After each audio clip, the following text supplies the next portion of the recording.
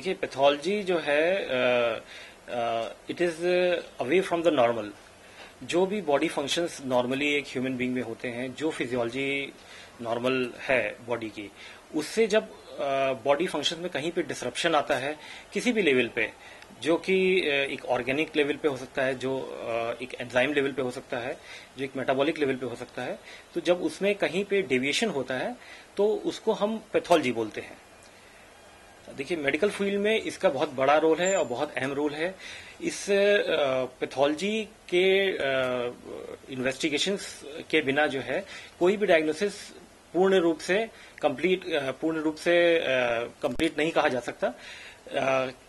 जब पेशेंट पहुंचता है, मरीज जो है पहुंचता है डॉक्टर के पास, तो वो डॉक्टर उसके बारे में जानकारी लेके, उसकी जो बीमारी है उसके बारे में जानकारी लेके, उसका जितनी चीजें वो अपनी कंप्लेंट्स बता रहा है उसकी जानकारी लेने के बाद उसको निरीक्षण करके एक प्रोविजनल डायग्नोसिस बनाता है।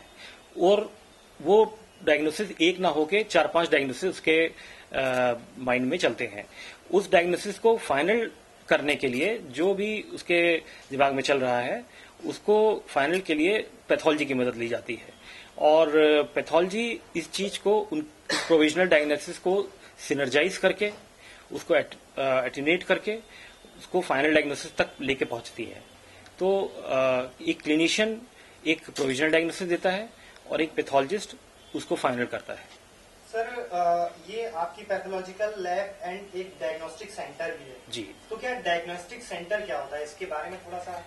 देखिए डायग्नोस्टिक सेंटर जो है वो भी एक तरीके का एक सोर्स है जिससे डायग्नोसिस तक पहुंचा जाता है। कंप्यूटराइज्ड रिपोर्ट का मतलब मैं ये नहीं समझता कि वो जो रिपोर्ट हमने मिली है हमें उपकरणों से, उसको हम कंप्यूटर से निकाल लें, उसको बोला जाता है कंप्यूटराइज्ड रिपोर्ट। एक्चुअली जो केमिस्ट्री एनालाइजर है उसके माध्यम से जो रिजल्ट आता है उसको बोला जाता है। तो मैं समझता हूँ हो सकता है वो मशीन है, उपकरण है, वो कभी भी जो है मनुष्य का दिमाग का रिप्लेसमेंट नहीं हो सकता।